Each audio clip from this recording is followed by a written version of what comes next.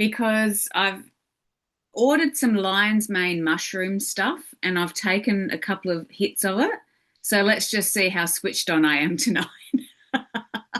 So I'm on the shrooms. So let's see. Are you on the magic mushies, Carrie? Oh, could you imagine? Oh my goodness. Oh my goodness. I'm too scared. I've got no idea what they would do to me. So I've never attempted it. But I've heard that lion's mane turns you like switches your brain on a little bit more.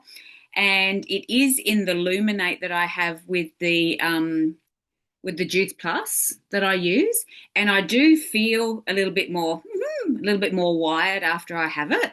But it's got a bit of caffeine in it as well. But I thought maybe just the lion's mane on its own might be okay.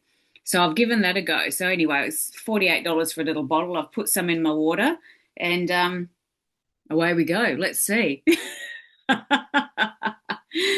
Excellent. So thank you, two ladies who have joined me tonight. We have had 8 registered, actually 9, actually, because Tammy, you were a ring in from today because you hadn't quite registered. So I just sort of threw the link at you without registering, but you know where to find me anyway. So for those of you who are catching this on the replay, welcome, and I will be putting in all of the information that I'll be putting into the chat, into your message or your email, so you get everything that these lovely ladies are getting this evening. So this is my Spill the Anxie-tea. See what I did? And drink the Kool-Aid. Because what I have found is a lot of the women that come to me, anxiety is one of the biggest things that they want to kick to the curb, because it is something that takes up a lot of space in their lives. So I thought if I can fix this one quick thing, then you might give me the opportunity to fix a lot more other things for you. So let's get crack-a-lackin'. So before we begin, I was gonna give you the ground rules, but these two lovely ladies are my regular clients. They can't get enough of me in a week. They've already had me twice this week. Well, Lisa has. I was going to run through the rules, but they know the rules. So usually I love the cameras on, I love the mutes on, but the ladies, they've got it all down pat anyway, which is amazing. Hope you've got some drinks and nibbles. Yep, there's Lisa, got her drink. Brilliant. Now, questions are always welcomed. You can either pop it in the chat box, which is down on the bottom, or you can just, because it's just a small little intimate group, you can just take yourself off mute and say, got a question, and yeah, just jump on in. Okay, excellent. So that's pretty much the ground rules. Let's get started on how to, get rid of anxiety. So just a little bit about me. I'm just going to start sharing the screen. Okay, cool. So there's me drinking my Be Kool-Aid. This is actually a very funny photo. This was taken at Adelaide Airport. I was very hungover, and in the styling group that I was in, or that I am still in, this picture went viral because the following week there was a challenge on, what was it called? The Boss Challenge was Babe Stole My Look, and it's about like taking someone's outfit and then recreating it as well. And so everyone took this photo and recreated it. And we had about 20 pictures of people like lounging around, drinking out of Hungry Jack's cups on couches and lounges and all sorts of things. It was very funny. So that picture went viral. Hello, Claire. How you going? Claire's here. I'll just ask her to unmute to say hello, and if she can pop her video on. I would love to see her lovely face. So Claire is here from Tassie. So we've got sort of one corner of Australia sorted. Hi, Claire. Oh, she's not on mute. Hello. There she is. Hi. Hello, how are you going? Good. Oh, you're not from Tasmania, are you? It's Claire Tinkler. No, where are you from, Claire? I'm in Canberra. Canberra. That's right. Yeah. Excellent. I was confusing you with a friend of mine, Claire Tinkler. Okay. But I'm in lovely my to have you. pajamas. I mean, my Brilliant. pajamas, yeah. I usually am from the waist down as well. So Okay. I well, don't even know what you can see because I can't see anything. that's okay. Well, you're covered. You're decent. You got Yep. lips on. You're looking beautiful. Okay. Oh, lovely. Excellent. Well, just getting started. So Lovely. it's an intimate group tonight, which is awesome. So I love having cameras on during these sessions just so I can calibrate the room, make sure that I'm not leaving anybody behind.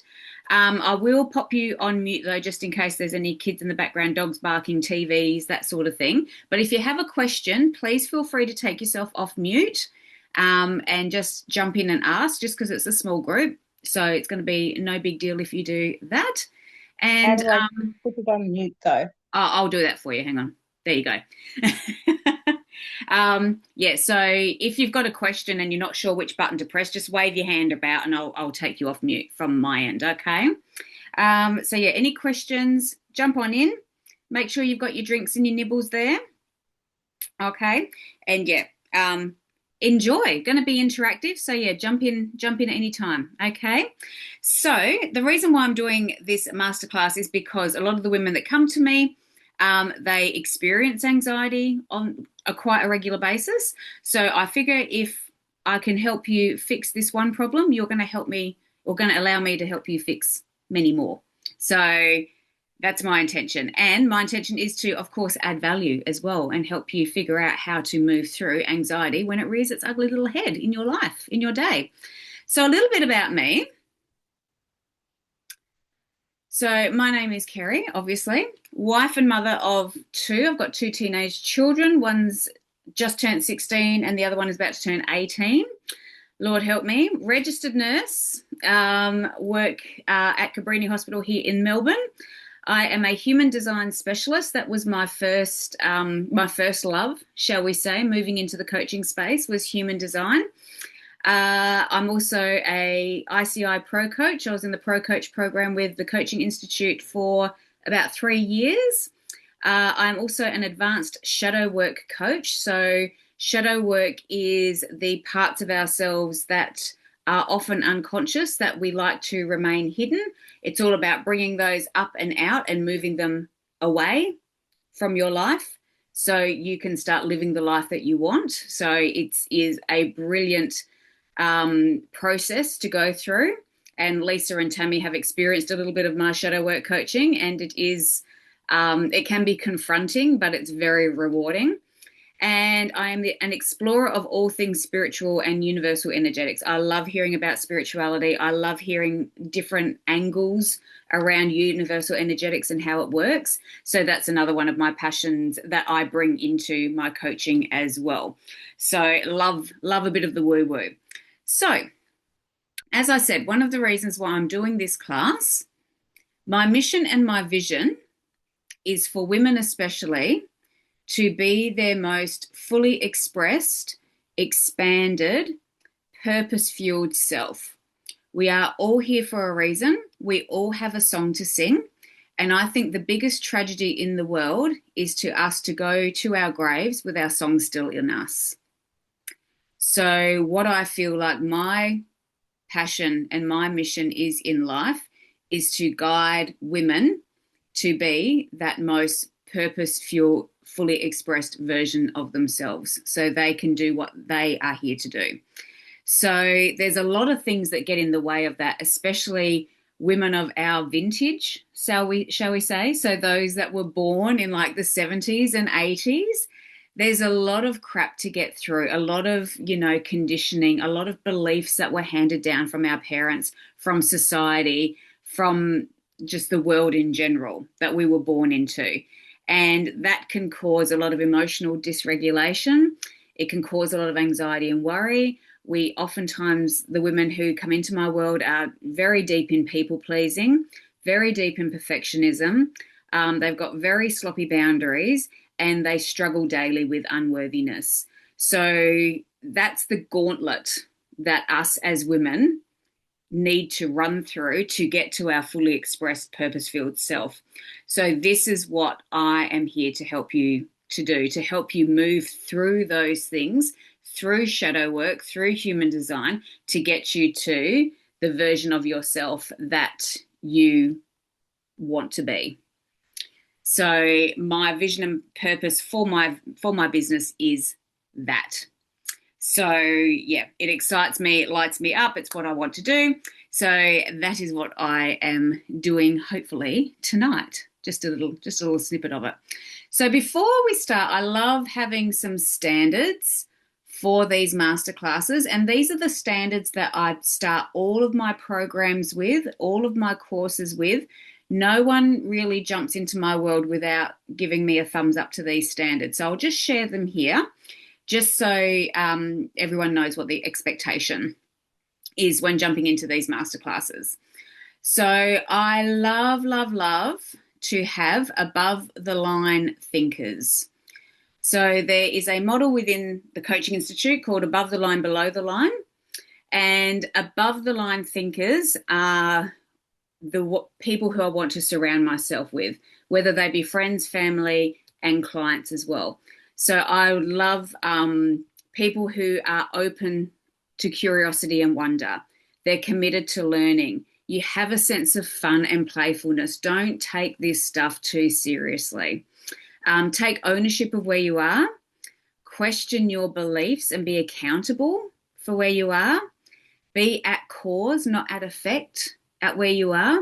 And be present in the moment as well. So be present in this masterclass. Be present to the things that I'm teaching. And be present to the way that you're feeling about the things that I'm teaching. Okay, so that's above the line thinkers. They take responsibility, they take ownership, they're open, they're playful, they're curious, open-minded thinkers.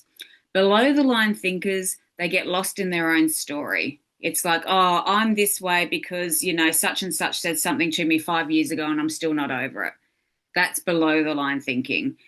I say lack of resources, but it's actually lack of awareness of the resources around you. Know that you have got things available to you.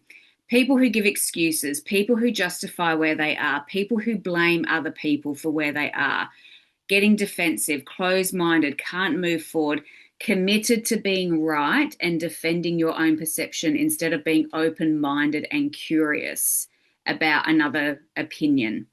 That's below the line, closed-minded thinking. Above the line thinkers is a growth mindset. Below the line thinkers is a fixed mindset, and there ain't no growth below the line. So can we agree to those standards for this masterclass? If I can have a thumbs up, that would be amazeballs. Excellent, thank you. And then standard number 2. I'm not a fan of tire kickers or information gatherers. So this is do the work. So I am your guide. I am lovingly giving you this information, these new ideas for you to play with. I will give you the tools and all of the love and support in the world, but I'm not responsible for the results that you have if you don't actually do the things that I offer in this masterclass. You need to actually do the thing. So you will get out of this masterclass what you put into it. So if you watch this masterclass and just go, oh, that was nice, and then go about your day not practicing the tools, and then they say, how was Kerry's masterclass? And you go, oh, I didn't do much. Like, that's not fair, right? So with love, do the work. With love, give this a try. With love, this is going to be uncomfortable, but do it anyway and see what happens. And I guarantee you what won't happen is you're not going to explode into a ball of glitter. Like this stuff that we do in coaching, it is uncomfortable, but it's about moving through that discomfort to get to the result that you want. So can I have a thumbs up with that one as well? Excellent, excellent. Cool, cool, cool. So let's get into the content. So what actually is anxiety? What I love about these masterclasses, most of the clarity comes from just knowing what it is that you're dealing with. What is anxiety? What is people pleasing? What is perfectionism? Like, what are these things? Because a lot of us say I'm a perfectionist, I'm a people pleaser, I'm anxious, but we don't actually stop and think about what actually is it. And when you can look at it and examine it, it's kind of like looking under the bed and seeing the monster under the bed for what it really is. So it can look like a gigantic monster up against the wall, like its shadow. But then when we go under the bed, we see, oh, it's just an ant with the torch behind it, and it just looks really big. So once we actually know what we're dealing with, it's actually not as bad as what we think it is, right?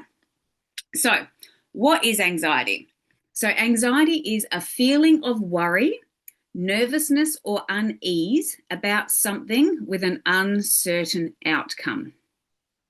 So, we don't know what's going to happen, so we stress about it. We're not sure what's going to happen. What I love about, I use tarot a fair bit in my work as well, tarot cards, and women always jump on a tarot card reading because they want to know what's going to happen.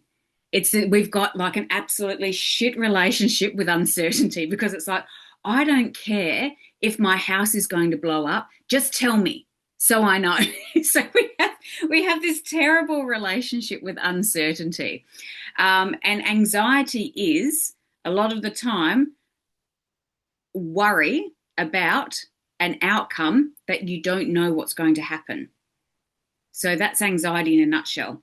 So it's also an intense, excessive, and persistent worry and fear about everyday situations.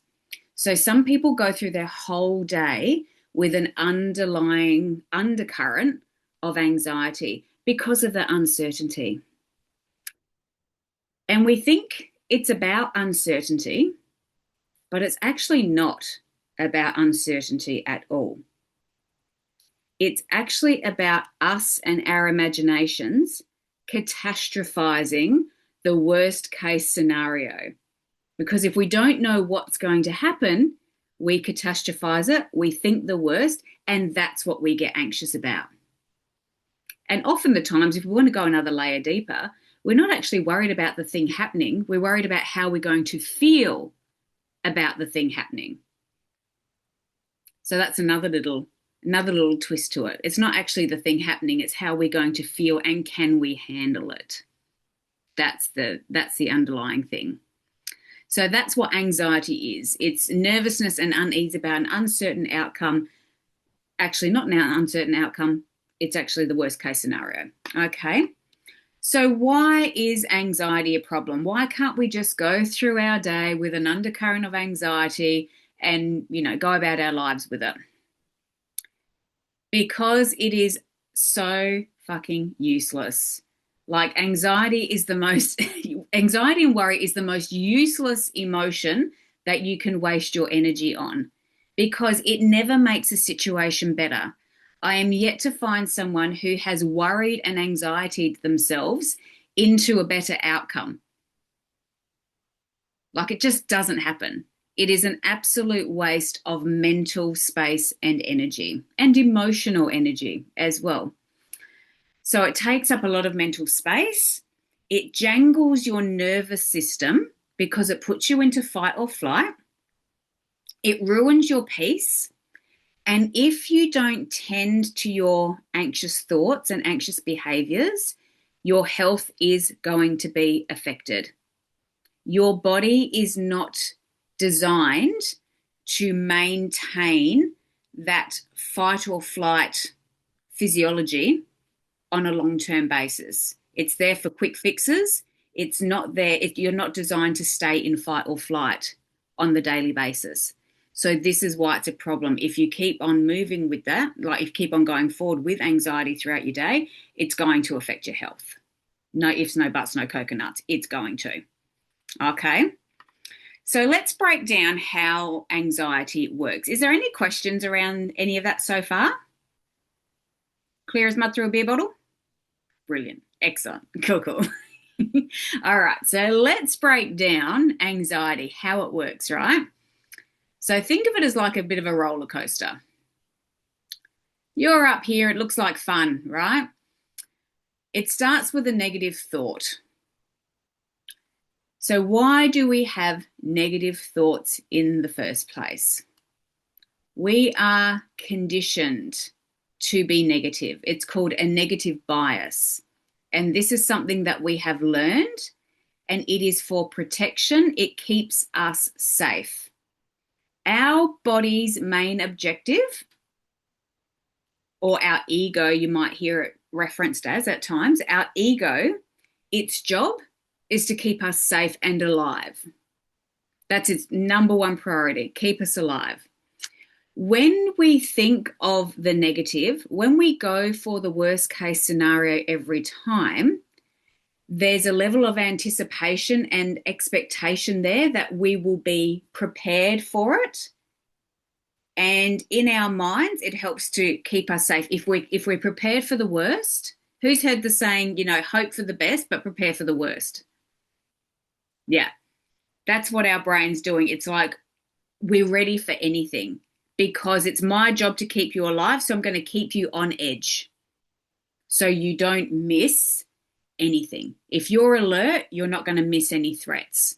So catastrophizing, negative thought patterns, imagining the worst thing happening keeps our brain safe because we're on high alert for danger. Okay. So once we start going down that path of catastrophizing, negative thought patterns, etc., especially if you've got like an anxious parent or anxious siblings that are always on the lookout, it's a learned thing that we take on ourselves as well. Once we start on that path of catastrophizing, being anxious, being highly strung, always looking out for danger, it's a very well-worn neural pathway. So think of neural pathways. Have you heard the saying, the neurons that fire together stay together or something along those lines? What is it? The neurons that are fire together are wired together. That's right. So I was looking at you desperately for help there, Tammy. You didn't help me out at all. Yeah, so the neurons that fire together wire together. So as soon as you have an anxious thought, it's going to start going down that very well-worn path. And when you start walking down that path, it's very easy to keep on going because look, it's so easy, this path. Look at it. It's flat, it's paved, there's no obstructions, there's no hanging vines. Very easy to go down this path. This path here, to try do something different, this takes a lot of work to get down this path. There is no path. Like you got to hat back the vines. And so it's much easier to walk down the well-worn path that you always has, which is to be anxious, to be on high alert, to stay open and looking out for danger. Does that make sense? Cool. Excellent. Okay. So as I said before, keeping us safe is our brain's primary objective. So this is the way the brain thinks, right? So anxiety shows up when we are going to try something new because the outcome is certain. So this is in this scenario. So look at little Pollyanna there. I might try something different. What a good idea. Your brain goes, something different? Change? Not on my watch, you're not, because I don't know what the outcome is. So it creates fear, which makes you doubt the decision to move forward. So it hits the fear button because it's like, how do we stop her? Let's instill fear because fear feels really big in the body. It's going to make her stop and go, oh, God, my heart's starting to palpate. Oh, my mouth's gone really dry. Oh, this can't be right. This must be God's way of telling me to stop doing what I'm doing because this feels really, really big. So fear is going to come and pull the handbrake on it. And it says, how do we instill fear? A negative thought. Let's start catastrophizing the worst case scenario. If you speak up for yourself, little Pollyanna, they're not going to like you anymore. Or if you do something different, if you don't make this perfect, people are going to think you're not capable. And they're going to think that you don't belong in this group anymore. So that's the way it kind of works. So it's going to instill fear. It's going to give you a negative thought. And you're going to start catastrophizing. Oh, my God, what would happen if this happens? What if that worst case scenario happens? Or what if, even worse, this happens instead? Oh, my God, that would be awful. I can't handle it if this happens. And so you stop. And your brain goes, woohoo, done my job. We instilled fear. She hit the panic button. She stopped what she was doing. We get what we've always got because we've done what we've always done. So we never change. And we're safe, we're alive, well done, go us. So even if you are stuck in a really shitty situation that you want to create change around, your brain will often hit the panic button and say, nah, because even though it's a shitty situation, it's familiar and you're alive, and your brain goes, if we do what we've always done, she's living, she's alive. So that's why creating change is so hard. And this is why anxiety plays a big role. Does that make sense? Yes. Claire, you with us? Yeah. Okay. Good. Excellent. Cool. So this is why change is so difficult and creates anxiety, because it's our brain's job to keep us safe. So it creates the anxiety so we don't move on anything. So once we've had that negative thought, oh, hang on. Have I missed one? Yes, I have. Whoops. Hang on. So once we've had that negative thought, 8 seconds later, another negative thought will come along, because that's the law of attraction. You have one thought. If you keep on thinking that thought, another thought's going to come along 8 seconds later to match that thought, because that's how the law of attraction works. When you keep thinking the negative thought, you start to believe that that thought might actually be the truth. And once you believe something, once it's like, whoa, what if that did happen? Oh my God, what if they did start to hate me? Oh my God, what if that worst case scenario did happen? Then your body starts becoming involved, because your body is going to follow what your brain thinks. And so your body starts going into fight or flight. It starts going, oh, whoa, what's going on? What's this? What's this you're talking about? So fight or flight starts in the body.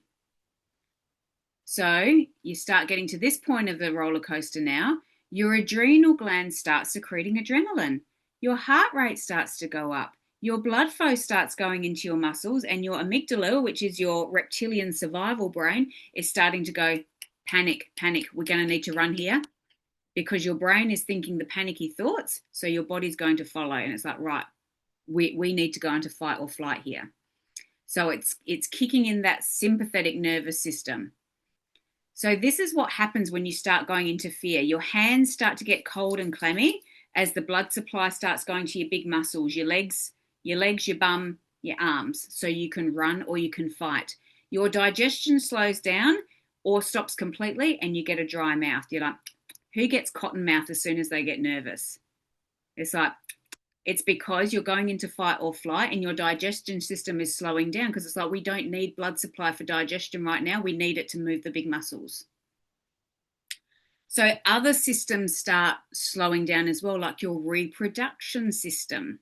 Because why on earth do we need babies if you might die in the next 5 minutes? So things like reproduction start slowing down.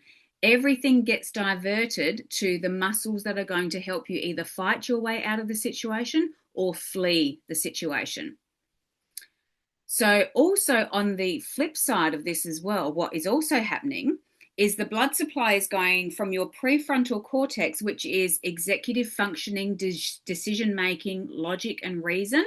It's going from that part of your brain into your survival amygdala, which is only concerned with keeping you alive.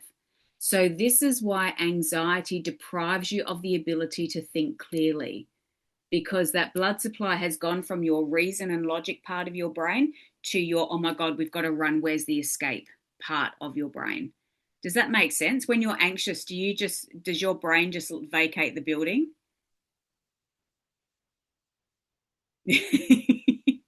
So yeah, that's why, because the attention's going to your survival part of the brain. You can't think straight because logic and reason has left the building. Now, all of these responses that your body is doing, absolutely freaking outstanding if you're being chased by a saber-toothed tiger.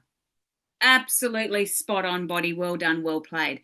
But in this day and age, pretty unlikely that you're going to be chased by a saber-toothed tiger. More likely that you're going to open up your laptop and see an email from your boss, and you're going to go into that fight or flight response. So all of this is quite unnecessary. Usually the trigger is quite benign in this day and age.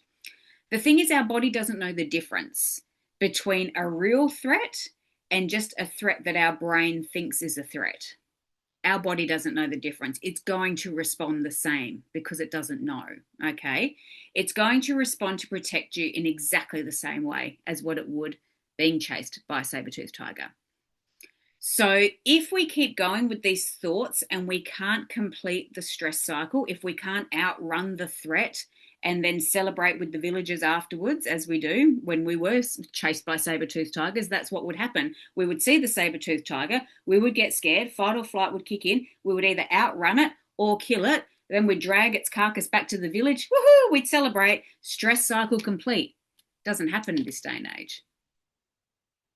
I open a laptop, oh my God, I'm panicked. I can't punch anyone. I can't hit anything. I can't flee the boardroom. So we sit stewing in our anxiety juices. So if we stay in it, that's when we start getting panic attacks and we start really like having trouble regulating ourselves. So this is why this masterclass is important, so we don't get to that level, okay? So if this underlying panic keeps on happening, what are the consequences? What is the cost? Oh, yeah, hang on. What have I done here? Sorry, it's doing something funny. Sorry, it's my screen is just freaked out. Hang on. There we go. Okay, there we are. It was just having a moment. It was having a panic attack, my computer. So if this kept on happening, what would be the consequences? What is the cost of not controlling your anxiety? Burnout. Who's dealt with burnout? Yep. Increased risk of heart disease because your heart is always boom, boom, boom, boom, boom, boom, boom. Too much adrenaline all the time. Gastrointestinal disorders. So I know a lot of people who have a lot of stomach issues because they are constantly stressed. My mother-in-law is one of them. Reproductive issues. How many times have you heard of someone who was struggling to get pregnant, then went on holidays, came back pregnant? Yeah? It's because they finally let their nervous system calm down enough for the body to go, oh, relaxed, we can have a baby now. We're not fleeing saber-toothed tigers, right? Headaches, migraines, sleep disorders, all of those things are happening if we can't keep our anxiety under check, under wraps. Any questions around any of that so far? No? Hopefully I explained that well enough. Yeah, cool. Excellent. So, oftentimes we are triggered into anxiety. So oftentimes there is something that happens to us that makes us trigger straight into the feeling of anxiety. Can everyone relate to that feeling of being triggered into anxiety? Something will happen and straight away we'll start with the feeling, start with the heart thumping, the dry mouth. We'll get triggered into it.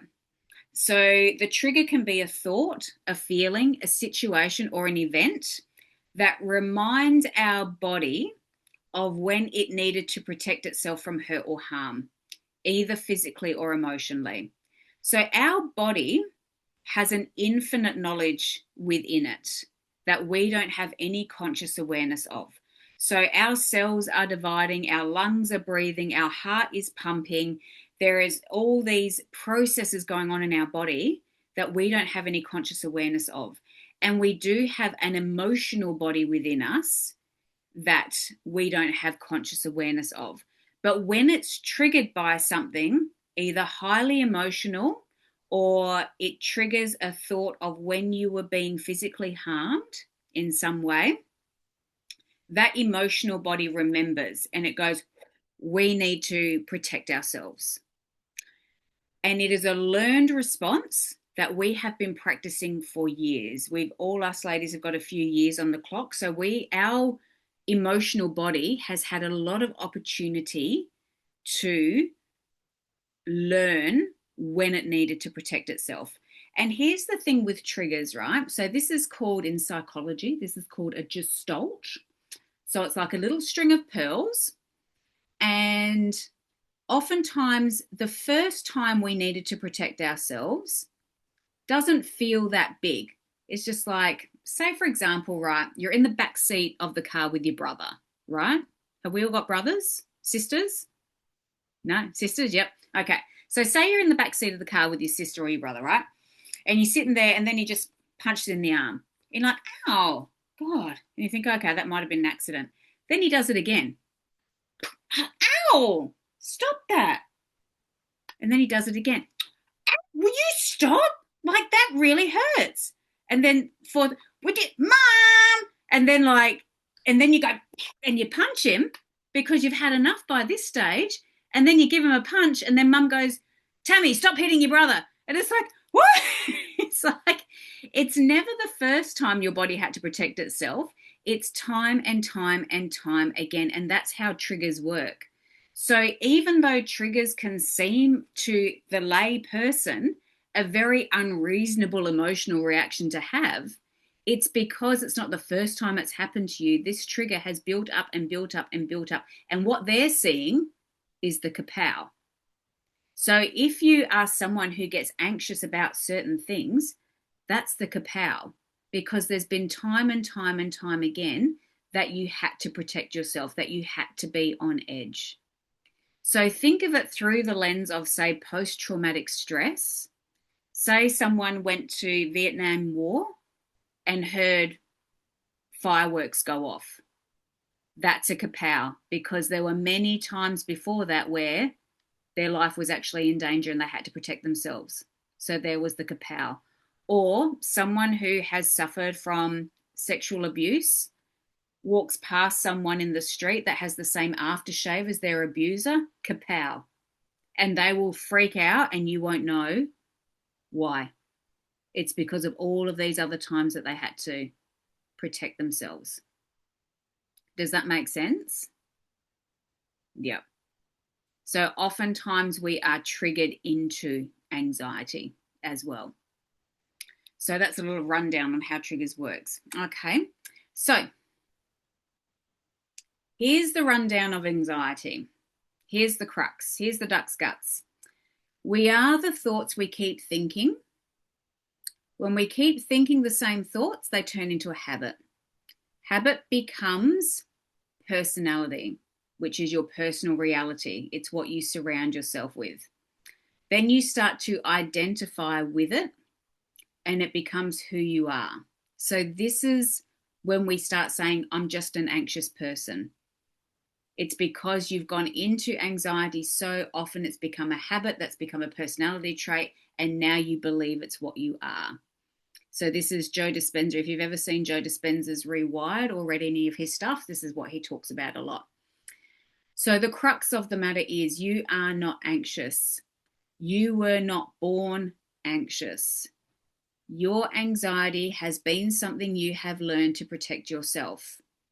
And so let's learn how to spill the anxiety and sip on the Be Kool-Aid.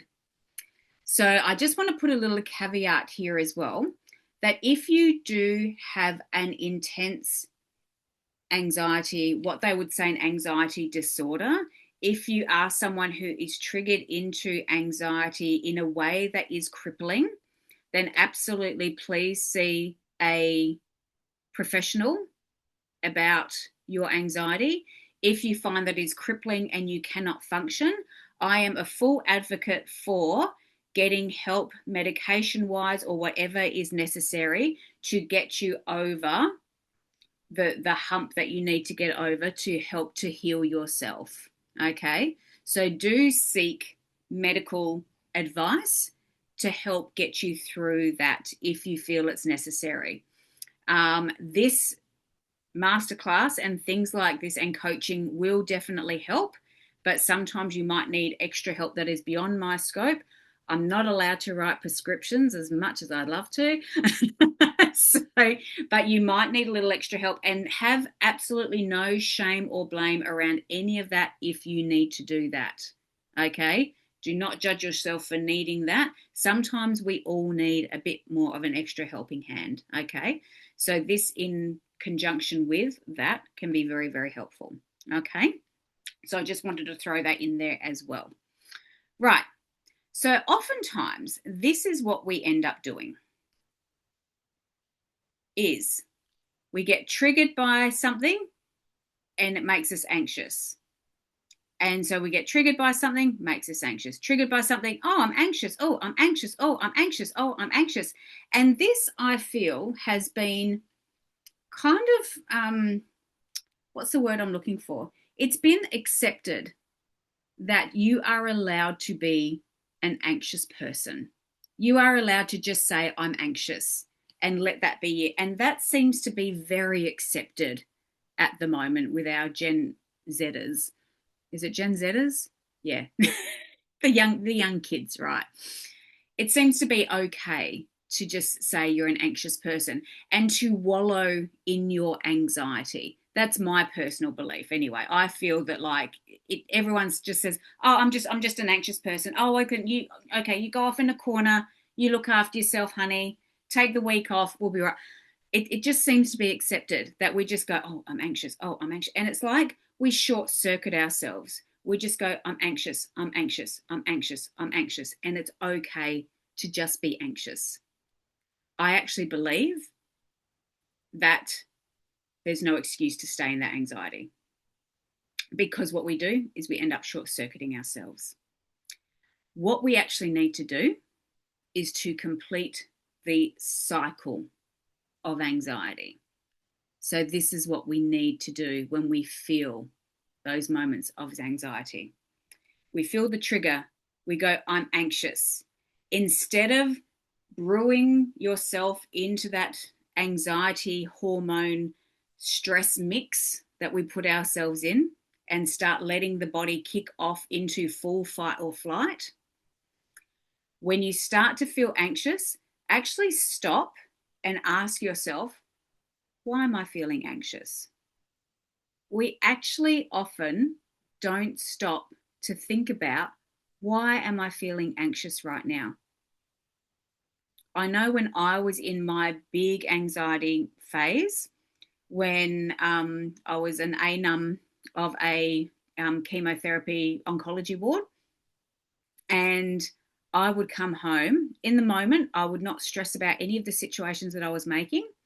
But then when I got home and I had nothing else to think about, I would second guess every single decision that I made. And that would get me riled up. I'd start going into fight or flight. I would need to drink to calm myself down. My husband would come home at 2 o'clock in the morning, because he worked odd hours as well, to me cleaning out the kitchen sink and under the kitchen cupboard, because I didn't actually sit with, what am I anxious about? I thought, oh, I'm anxious. I need to distract myself. I need to suppress this feeling by doing something. So I would do something like clean out the kitchen cupboards to distract my brain from my own anxiety. But if I actually stopped and asked myself, why am I feeling so anxious right now? That would actually, instead of short circuiting that, it would actually complete the loop. So when you can ask yourself, why am I feeling so anxious? You can actually complete that loop and get yourself back to calm again. So when you recognize the anxiety, stop, ask yourself, what am I anxious about? Get your breaths into your body. So take 3 deep breaths in through your nose and out through your mouth. And straight away, what that will do is it calms the body down. When we start the negative thought patterns and our body starts to pick up, what are we panicking about? When you stop and consciously take 3 deep breaths, the body's going, oh, well, if she's breathing like this, then there mustn't be anything to panic about. So it's going to calm down and stop all of those stress hormones from releasing. So we might not be able to control in the moment what's going on up here in our head, but we can control our breath. So controlling your breathing is going to be the first line of defense to calming everything down. So as soon as you start to feel anxious, stop, take your breath. You can control your breathing. Once you've had those 2 or 3 deep breaths, then gently inquire, what am I anxious about? If that thing is something that you can do about it, then act on the thing. But if it's something that you can't do anything about, keep breathing. Just control your breathing. If it is something that is out of your control, just go, there is nothing I can do about this now. What I can control is my own breath. So I am just going to sit with this discomfort, knowing that my conscious awareness of this discomfort is the thing that is going to move it. That's the secret of emotional regulation, is your conscious awareness on the uncomfortable emotion. When you sit and you locate it in your body and you sit with it and breathe through it, your awareness on it is going to be the thing that moves it. And a lot of people don't know that because we don't give it the 90 seconds to 2 minutes that is required to move the emotion. We just quickly try and escape it, suppress it, do whatever with it. So does that make sense? Yeah. Do I have any questions around how simple is that though? When you are in your anxious moments, Tammy, you might because you've been coaching for a while now, but for those of you who do have anxiety on a daily basis, do you ever stop and think, what am I actually anxious about? Like bringing conscious awareness to the problem. Does anyone actually stop and do that? You do, Claire? Yeah. How do you find that goes? Does that help? Oh, hang on. Let me take you. Hang on. Yeah, hang on. Can I unmute you? Hang on. I can only ask you to. There you go. Yeah. Okay. Sometimes. Sometimes? Yeah. Yeah, yeah.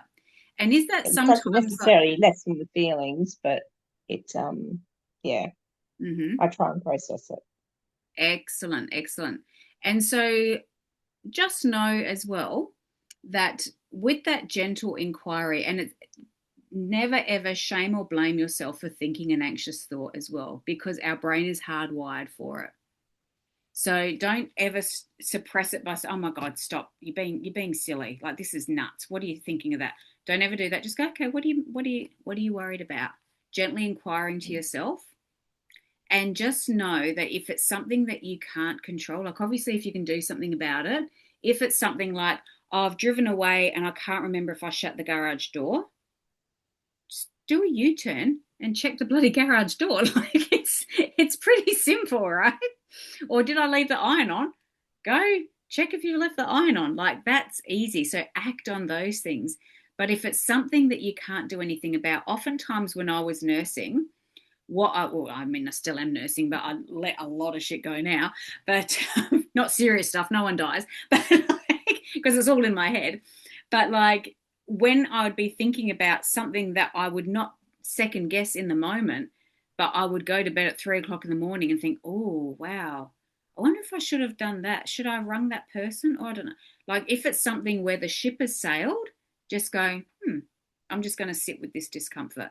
Locating it in your body and sitting with it is going to be the transformational tool that shifts it. Because emotions are like toddlers, they just want attention. Okay? So try sitting with it for about 2 minutes, and usually an emotion to shift, 90 seconds is how long it takes. So just give yourself a couple of minutes to sit with it and move through it. Okay? Cool. All right. So to wrap things up, because we're almost done now, anxiety is about our crappy relationship with uncertainty and our need to control shit, pretty much, right? So this is another really good tool to understand what you can control. Where's that red stripe coming from? That was interesting. Oh, there we go. Okay. Learn what you can control and what you can release.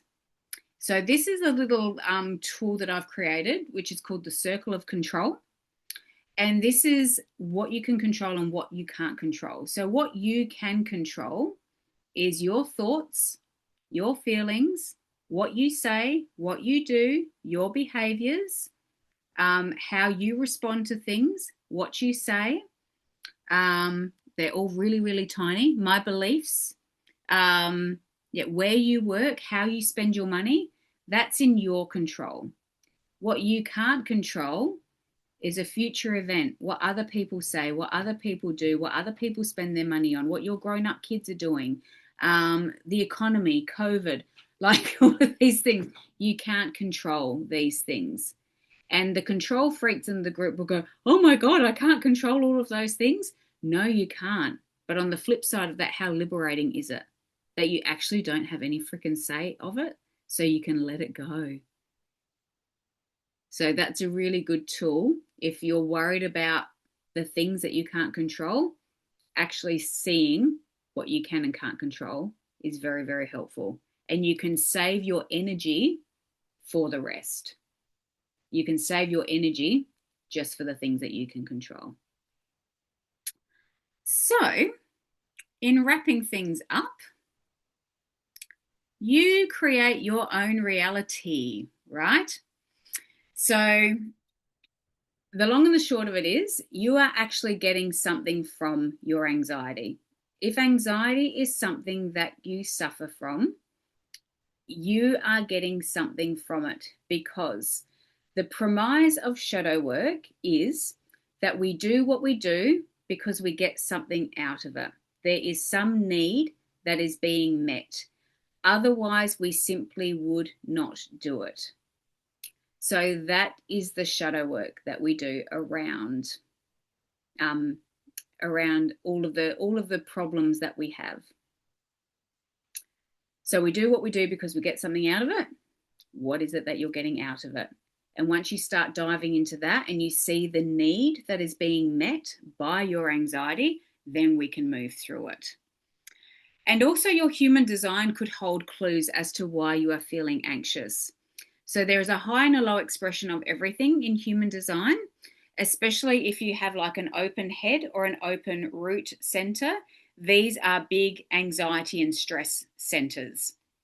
So knowing what you have within your human design will help you to know how to operate what you have, how to drive the vehicle, which is this body in this experience, in this life human experience that we're having.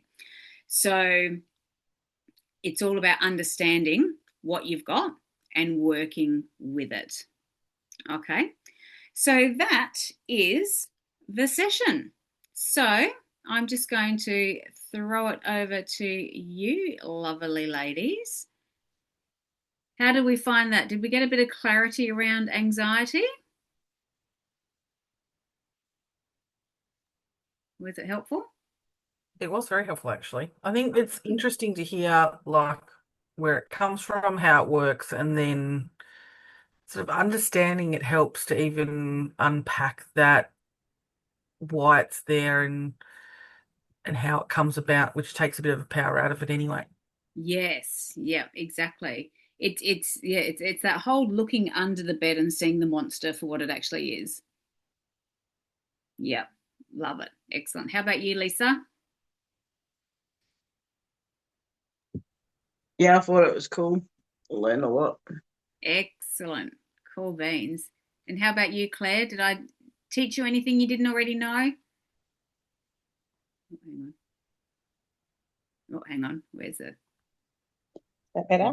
Yes, excellent. Not really. I mean, I'm aware of all that Mm-hmm. and working through it, etc. But Mm-hmm. um, yeah, I won't say. I think if there's an event happening or there's a trigger, Mm-hmm. I guess I mean, I had these little moments earlier where I Mm-hmm. was thinking, sorry, and I've got a cold, so I'm a bit croaky, It's okay. but um, it was more if you know there's a trigger or Mm-hmm. there's a situation that's causing the anxiety, but you're not able to break through. Mm-hmm. and have a conversation or do something about it. And it's Mm-hmm. just continuing to build. So you're having to constantly like soothe yourself. Mm-hmm. Yeah. Yeah, Mm-hmm. which I find is tricky. Yeah. Was there a question in that or Not really. no? It's Okay. more I get where you're going, but I get maybe it's the next stage, I don't know, of how to actually not address anxiety, address the situation that's Mm-hmm. triggering anxiety. Yeah. What I would say to that, like sometimes if you are in a new situation and your anxiety has been triggered by something, then then obviously that's something that you can't control and work and understand that you have a trigger around a certain thing, whatever it is that is setting you off. But the Mm, other things that I would say to that, Claire, as well, is you can't heal where you're being hurt. mm, So if it is a person or a place that you need to see regularly or you need to go to regularly. So say for example, if you are triggered every time you see a certain person, like someone in your family, or if you are triggered by work, I would very much appeal to you to ask how essential is it that you see this person mm, or that you go to this place because you cannot heal where you're being continuously triggered. If your body feels the need to constantly protect itself all the time, you can't actually calm your nervous system down enough to be able to get to the deep inner emotional pain body that you need to get to heal that hurt. and I think too sometimes when say I've attempted something and it hasn't gone well, Mm-hmm. so I've got that. Why would I expect it to be any different? That can set the anxiety cycle, Mm-hmm. if that makes sense. So you're trying to address something, but it hasn't been a positive outcome or it hasn't. And I don't know if that's the controlling side of me wanting to control the issue. I Can don't you know. be a little bit more specific? No, No. Okay. no, it's a bit personal. Yeah. Okay. Cool. Yeah. What I would say to that as well, depending on what the situation is as well, like obviously in a one-on-one session, we would be able to discuss things a little bit Mm, more deeply. But yeah, knowing how to have, if it's a conversation or a boundary that needs to be addressed with somebody, mm, or something that someone is doing to make you uncomfortable, and you need to express that they are making you feel uncomfortable if that is something that is triggering you, knowing the structure to have around having those conversations, knowing how to regulate your nervous system and keep yourself really calm to have those conversations is mm, really important. And that's something that I would definitely, mm, that I could definitely facilitate you with as well. So yeah, mm, even Tammy today, we had a one-on-one session today and I gave Tammy the structure of how to have an uncomfortable conversation. And I think I've actually mm, had it with you as well, haven't I, Lisa? How to have an uncomfortable conversation. So yeah, learning how to keep your nervous system really calm and then knowing mm, exactly what to say to help facilitate mm, telling that person that they're not doing right by you, really important. mm. Yeah. And I get all that. I do. Mm-hmm. But I think the anxiety builds on that. So it's like stuck. It's that Mm-hmm. stuck feeling. Mm. Yeah, Okay. All right. Well, if you want to have a one-on-one conversation around that, Claire, very much welcome you to thank you. PM me because I'd love to help you through it. Because we don't need to stay stuck Mm, in anything. yeah, So I know. I'd be very interested to um, hear what's underneath the stuckness because we're Mm, never actually stuck. mm, We may feel like we are, and it's an unconscious choice to be stuck. But once we put the light on that shadow mm, of why we're stuck, we bring it out into the light and then we can pull it out. That's the shadow work that I do. All right. So yeah, if that interests you, absolutely, let's have a conversation. I'd love to have one with you. Okay. So Okay. if you love this session and would like to know more about working with me, human design, any of my coaching programs, let's have a chat. I have got a link to my Google Doc that you can fill in so you can share with me what your top 3 problems are at the moment that you would love help with, and I will share with you my thoughts and feelings on how to move through it and what it will take to work together to move through these things that are blocking you from being your best and brightest self. So thank you so much for attending, my lovely ladies. Great to have you here. And I will see you guys later on the emails or the PMs. Okay, Gary. Excellent. No worries. See you. Bye. Bye. Bye.